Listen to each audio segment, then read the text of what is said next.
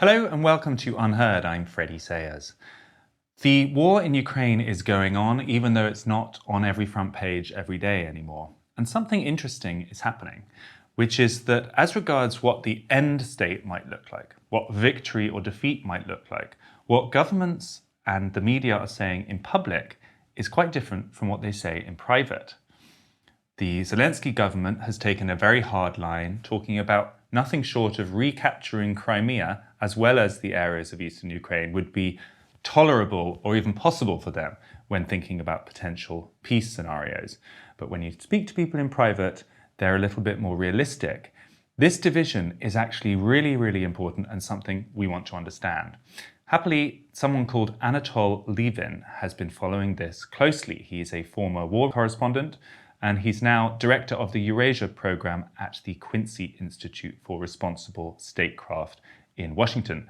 He recently got back from a long stint in Ukraine where he was interviewing ordinary people, soldiers, government officials about their views and what was really going on in the ground.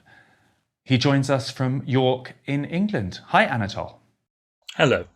This question of Crimea, it feels like it's almost becoming a sort of taboo because, as I said in the introduction, what people say in public is very different to what informed people are saying in private. Is that what you observe as well? In part, yes. I mean, there were also highly informed people who said in private that Ukraine must recover Crimea. But there certainly was a very perceptible difference among people in general between what people were prepared to say on the record and off the record, because I mean, very understandably, as a result of the Russian invasion, but also, very much as a result of government rhetoric and government control of the media, a public mood has been created whereby nothing but complete victory will do. And I think that this also reflected the fact that in the autumn, after a string of extremely impressive Ukrainian victories, the reconquest of eastern Kharkiv, the reconquest of Kherson, the Ukrainians really had the idea, or got the idea, that they could completely defeat the Russians. But now, as we see from the latest Pentagon leaks, an awareness is growing, and also, of course, Ukrainians have talked to Western officials. Western military analysis now is that for the Ukrainians to go further and to reconquer all the territory lost since 2014 will be extremely difficult for them. If the Russians stand on the defensive, as they now clearly intend to do, dig in and use their artillery superiority, the Ukrainians will have a very hard time. There is also the belief that Russia would, in the last resort, escalate very seriously if Crimea did seem to come under threat. So really, whichever way it goes for the Ukrainians, even if, as they hope, they manage to recover all or most of what they've lost since last year, at that point they will come under serious pressure, I think, from the West to seek a ceasefire. You say escalate seriously. I think most people would listen to that and wonder whether you mean nuclear. Do you? Not straight to nuclear, no. I mean, and probably not in Ukraine, if only because the Russians would be using nuclear weapons in territory that they claim is theirs, which would, even by Russian standards, look a bit paradoxical. But there are many other ways in which they could begin a process of escalation. For example, they could knock out American satellites, which have done so much to help the Ukrainians with intelligence. A former CIA friend expressed surprise to me that the Russians haven't done that already, given how much damage those satellites have done. Or, of course, they could sabotage Western infrastructure, and they would say that this was simply in retaliation for the alleged American destruction of Nord Stream. But you can see how this would begin a spiral of escalation and American and NATO response that could, in the end, finish up with nuclear war. So there's kind of two things going on here, aren't there? One is that this idea of reconquering all of the territory and including Crimea, is not likely to happen. It's not actually very feasible, whilst publicly the impression is given that it is. And then secondarily, even if it could happen, it wouldn't necessarily be desirable. One phrase I've heard used is catastrophic success, and how powers in the West want to avoid catastrophic success from the Ukrainians. So could we just go through those first? What is your evidence for the idea that actually reconquering all of the Donbass plus Crimea isn't going to happen? Well, I wouldn't say that it's completely impossible. The Ukrainians, have surprised us again and again. And, armies do sometimes collapse, as the Russian army collapsed in 1917, for example. But it certainly looks fairly, unlikely in military terms, because the same things that worked for the Ukrainians when the Russians were on the offensive will now work for the Russians when they're on the defensive. Such as? Anti-tank weapons, superiority in artillery, and simply the fact that in highly built-up areas, these work to the advantage of the defence. I mean, look at how the Russians have been held up in Bakhmut for 5 months now. So it doesn't look terribly likely. You also mentioned mines in your report from Ukraine. So tell us about that. There's now thousands of mines on both sides of this increasingly sort of stable front. Every Ukrainian soldier I talked to, and that included several who had lost legs to mines, talked about mines as a really major factor. Both sides are using them, but of course mines are a defensive weapon. And I was told that, a lot of the time Russian attacks fail, but chiefly because of mines. They send forward small groups to try to, after heavy bombardment, to take Ukrainian positions. They blow themselves up on mines and then they stop and go back. So yes, and I mean, mines obviously have an effect in bogging down and freezing the battlefield. Is it not illegal? I mean, I know it sounds like a detail these days when you're engaging in such a major war, but was there not a big treaty to stop putting down landmines? And why is Ukraine, as well as Russia, ignoring it? Well, the United States didn't sign it either, because it uses mines in South Korea against a possible North Korean invasion. So, I mean, some countries have signed the Anti-Mine Convention, others have not. But it's really a case of the pot calling the kettle black here. So we think practically it's unlikely. It's a edge case scenario in which Ukraine is able to suddenly take over all of that territory. To move on to the second question then, would it even be desirable if it was possible? What's your view on that? Well, one thing that is very striking is that if you talk to people, both, I mean, intelligent people, both in the West and in Ukraine, and ask them, why it's worth taking the immense risks of trying to reconquer Crimea, not just the immense risks, but also the possibility that Ukraine will, have to go on and on and on attacking, using up its manpower, using up its reserves of weapons. And when you push people, the first answer is, well, we must inflict a total defeat on the Russians so that they can't threaten Ukraine again in future.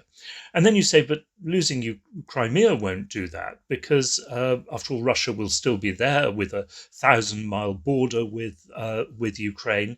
And indeed, losing Crimea might create a mood of revenge in Russia, which would make a future Russian offensive against Ukraine even more likely. Well, then the answer is very often, yes, but losing Crimea would bring down the government of the regime of Putin, which I think if it could happen, it very likely would. And then you say, well, but, Putin is only one Russian ruler, there will be more Russian rulers who, will carry on the war. Then the reply very often is, but the fall of Putin would bring about the disintegration of Russia. It would basically end Russia as a united state and finish it off as a great power. So, I mean, the intention or the hope in reconquering Crimea goes far, far beyond Crimea itself, as far as thinking people are concerned. But of course, the reply to that is precisely that to ward off that possibility, Russia really might escalate towards the use of nuclear weapons. So really it's a case of careful what you wish for.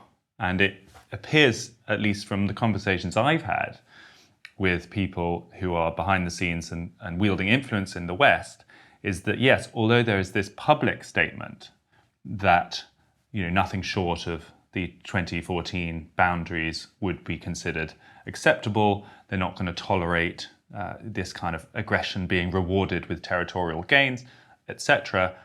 In private, what they say is this is a public posture because they don't want to cede ground to Putin, in this kind of negotiation before it's necessary, whilst in reality they accept that there will have to be a territorial deal of some kind. Is that what you hear and see as well? Well, it depends on who. After all, you have East European governments, notably the Poles and the Balts, who are now part of the West. They wield enormous influence in NATO and increasingly in the European Union. And they are determined to, yes, indeed, carry on this war to the end. And, if possible, destroy Russia as a state for, historical, emotional reasons. In Washington, I think you're quite right about a majority of the Biden administration, not necessarily all, if you look at the record of Victoria Nuland, for example. But if you look at the commentariat in the West, or certain Western figures like Annalena Baerbock, the foreign minister of Germany, then, there are also some very hardline figures in the West too. And I think part of the problem is, which is true both of the Zelensky government, but also of the Biden administration, that, as you say, the Biden administration has been really thinking of this as a bargaining counter. But the public language that they've used about the return of all Ukrainian territory will make it considerably more difficult for them to indeed make a compromise in future, even if this is a compromise that they themselves would desire. Both Washington and Kiev have, to a considerable extent, and Brussels too, painted themselves into a corner here. This is what I really want to dig into, because those Western powers we just mentioned might think they're being very kind of wise and sophisticated here by maintaining this public posture, privately acknowledging that it will have to move, and they think that's sort of good four-dimensional chess or game theory or whatever else. But meanwhile, there are audiences within Ukraine that are hearing it much more literally and are believing it very deeply that now nothing short of reconquering Crimea will do. And there are audiences outside Ukraine in the international community, such as Poland, such as some other states who are very anxious, who might also be taking it quite literally. So let's talk through those. You've been in Ukraine, you've spoken to a lot of people, you've looked at opinion polling evidence. And one effect you report in the latest foreign affairs piece is that there is now a pretty strong majority within Ukraine to basically stop at nothing. Peace is not attractive if it involves surrendering, or as they see it, Crimea, or acknowledging that Crimea is now Russian. Tell us about that evidence and why it worries you. Well, certainly, all the people I talked to on the record said that, and a majority off the record as well. Though there was a definite regional difference there between people in Kiev and north of Kiev, and then people in Dnipro and Zaporizhia in Russian-speaking areas of Ukraine. But the thing is that, the head of Ukraine's National Security Council has said this openly, as a result of encouraging this belief, which may be a fantasy, and nailing his government to it, Zelensky has put himself in a position where if he then does go for at least, a ceasefire, which would freeze certain territorial issues, he is going to face massive protest at home, led, of course, by radical nationalists, but also, I fear, by the military, which is, judged by the soldiers I talked to, absolutely committed to complete victory, and of course by a range of politicians hoping to replace Zelensky as president. And as the head of the National Security Council claimed, and he's one of the hardliners, if Zelensky were to accept a peace deal with Russia, he would have committed political suicide. It's actually quite a terrifying scenario you paint, because it means that Zelensky may not be in charge of what actually happens. I mean, he's very popular among Western countries, he's become a bit of a hero, but if the reality within his country is that now there are hardline nationalist groups that possibly have control of the military, have been heavily armed in part by us, and now there are, as you talk, growing proportions of the general public who would support them, Zelensky's position is not secure. So although he might be planning to kind of bring this standoff to the perfect moment of maximum power and then offer a deal to Russia, his people and his army might not accept such a deal. So we might be forced into a much more dangerous situation, even if Zelensky doesn't want it. Well, that's exactly right. I doubt that as long as the war goes on, you would have a coup against Zelensky, because that would be suicidal for Ukraine. But you could certainly see enough pressure put on him to block a deal. The other thing, which of course I'm sure Zelensky is thinking about, that two historically aware Ukrainians said to me that, yes, in the West, Zelensky is portrayed as Churchill. And, indeed, Churchill was a great wartime leader. But three months after the war, the British public threw him out of government by a huge majority. And they were clearly hinting at the fact that they not only expected but hoped that that would happen to Zelensky as well. So in fact, it's hardline groups within Ukraine, need to be dealt with sooner rather than later, because if there's going to be any hope of a negotiated peace at any point, no matter what that looks like, there's going to be trouble from those people within Ukraine who don't think it's good enough. They basically, I can tell you, I was in a private gathering with a very senior Ukrainian diplomat who, and he may have been joking, I said, what scenario would you be happy to negotiate peace? And he said, I'd be happy to negotiate peace in the smoking ruins of Moscow. Now, it was a private gathering, maybe he was joking, but it gives you a hint of the kind of talk that is going on inside Ukraine. Well, some advisors to Zelensky have said that more or less on the record, at least that, that they will only accept complete Russian defeat and nothing else. But how to deal with these people? Well, of course, in the middle of a war when national unity is prioritized, and also the United States regards Ukrainian national unity as essential and a great American asset, that isn't going to be easy, particularly because, of course, some of the most extreme nationalists, the famous Azov regiment, some of whose people I talk to, has gained tremendous prestige as a result of its genuinely heroic role in the war. I think the answer is that if Zelensky is to be helped to make any kind of ceasefire, because I think it would only be a ceasefire, it would be, it wouldn't be a formal peace settlement. That would require, the strongest possible stance by the United States and much of Europe. He would, in fact, have to be able to claim to his own people and his own hardliners that he was absolutely forced into a ceasefire, and that otherwise Ukraine was going to face the abandonment of the complete cut-off of Western aid. Well, of course, to do that would require tremendous political courage on the part of the Biden administration and tremendous unity on the part of the European Union and NATO. And without wishing to sound too cynical, those are not qualities that one has very much identified. It becomes harder and harder the more public pronouncements there are saying the opposite. It's not going to be convincing that they're forcing him into a peace that he can say that he doesn't like if they're on the record 1,000 times saying nothing short of full surrender will do. A Chinese diplomat years ago said to me that, you in the West spend years and years by talking and talking and talking. You talk yourselves into a corner. And then you have to spend more years getting yourselves out of the corners that you talked yourselves into. If you're not sure what to do, much better not to talk about it. I mean, it's sort of the height of irresponsibility, is it not, Anatol?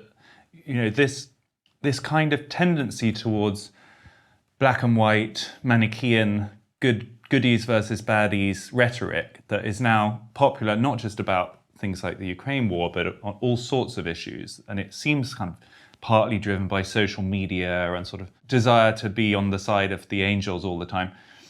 The fact that you've got leaders now engaging in it, potentially, well, they think they're being really virtuous by backing Ukraine to the hilt, saying all the right things in support of Zelensky. Actually, they're making the situation much more dangerous for both Zelensky and the ordinary Ukrainians. Well, I think that's right. And of course, this black and white thinking has long been characteristic of the United States. If you remember, the Bush administration after 9/11, you're with us or you're against us. But more recently, this has really spread to parts of Europe as well. I mentioned Annalena Baerbock, the foreign minister of Germany, who sees things in an extremely black and white way that I think that previous generations of Germans who had actually gone through the Second World War would not have done. They would have had, a bit more moral, modesty and self-awareness there. And I mean, I do have to say that it's not just the social media, but much of the Western mainstream media has, I mean, in part, understandably as a result of, very justified outrage at the Russian invasion and the destruction that it's caused. But there have been a really serious failures of analysis, of objective and deep analysis, and indeed, objective and accurate reporting. I mean, I was talking to one American correspondent who shall remain nameless, and when asked why he didn't, and he's mainly stationed in Ukraine, spent months on end there. When asked why he hadn't reported about internal political splits in Ukraine, he said, "Oh, he finds that too unpleasant." And when asked about the Ukrainian state's suppression of independent media and of free discussion in the media, he sort of hummed and hawed, and he said, "Well, yes, maybe that is an issue, but my role is basically to report the war." Well, that was not the kind of journalism I was trained in by the BBC, admittedly now 35 years ago. There is a tendency towards simply producing propaganda.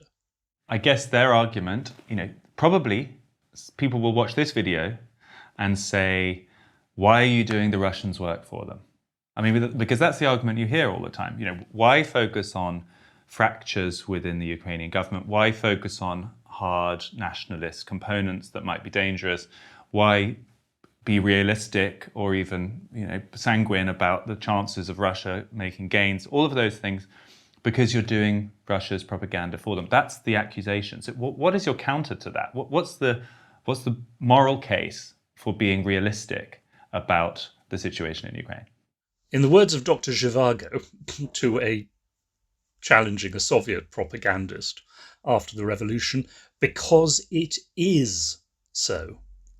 And it is the duty of a journalist, of a responsible Western journalist, and this is what, after all, we have been preaching to the rest of the world, and, endless journalism courses for people from the former communist bloc, from Asia, from Africa, in which, Western journalists claim superiority and the right to teach for money, because we're supposedly so much better, so much more objective, so much cleaner and more accurate.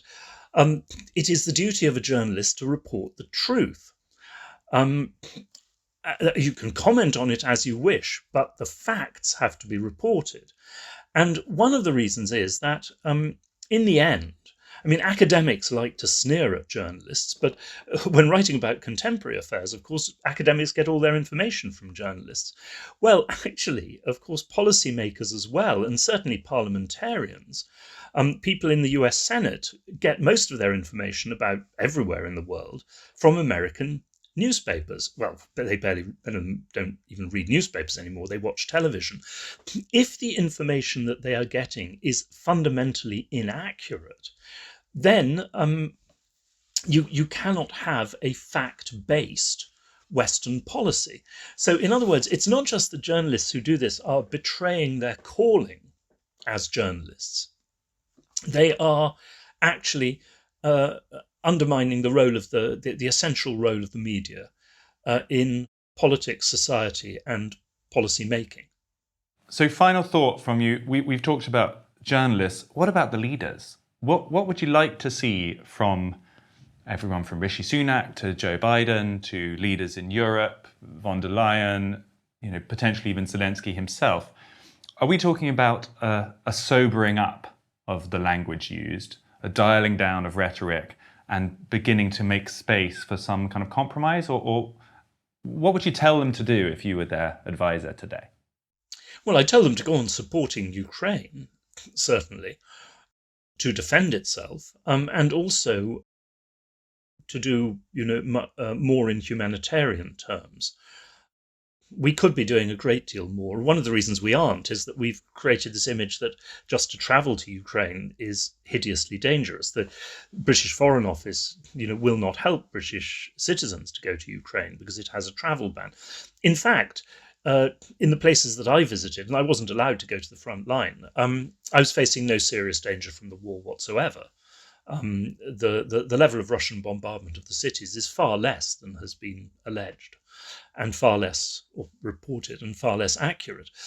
So we should be doing that. But on the other hand, what I have repeatedly reminded people of is that already, actually by last summer, certainly by the end of last year, in historical terms, and also in terms of what the Russian government had hoped and expected at the start of the war, Ukraine has already won a huge victory.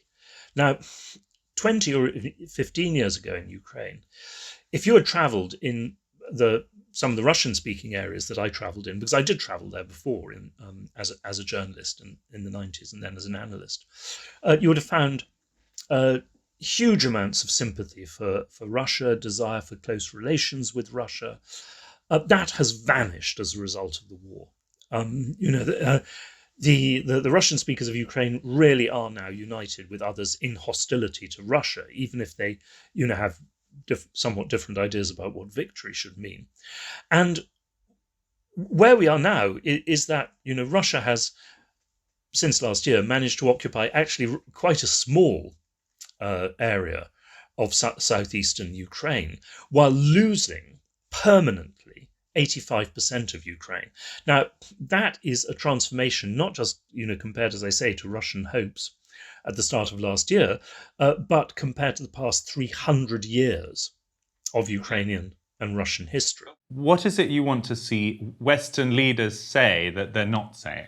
They should say that we've already won a great victory in Ukraine and for Ukraine, and that means that we could now afford to compromise. I think that's really interesting. So, in other words, your suggestion is to flip the rhetoric from being nothing short of the 2014 borders, including Crimea, would constitute a victory, to we've already won. I haven't heard that being suggested before, but it's an interesting idea. Well, that's because not enough historians are writing about this. But for somebody who actually knows, as I say, the history of Russia and Ukraine, not just past 300 years, but almost past 400 years, it should be bloody obvious. The vast majority of Ukraine will now be fully independent and pro-Western. Now, that crushes Putin's hopes, but as I say, it also reverses, everything that's happened to Ukraine since the mid-17th century. And I would also say that, those people who believe that our task is to back Ukraine to the point that, Russia is so totally defeated that the Russian state collapses and disappears, should have the honesty to say that clearly in public, so that Western publics and electorates and members of parliament can make up their own minds. And if they, if a genuine majority in the West decides, yes, that is and should be our goal, okay, But then we would at least know what we were aiming at and what we're risking in the process. Something tells me that the phrase regime change is not going to be very popular with a lot of voters in the West, but we shall see. Anatol Lieven, thank you so much for your time today. It was a pleasure. Thank you. It's a really important point, that idea that talk of total victory, of reconquering Crimea, which is so common among Western politicians and Western media, could actually be the most dangerous thing of all. They obviously think it's the moral high ground, that they're being virtuous, but is it creating momentum that will be hard to stop, and could it lead to even more frightening escalation? Thanks to Anatol Lieven for sharing his thoughts, and to you for tuning in. This was UnHerd.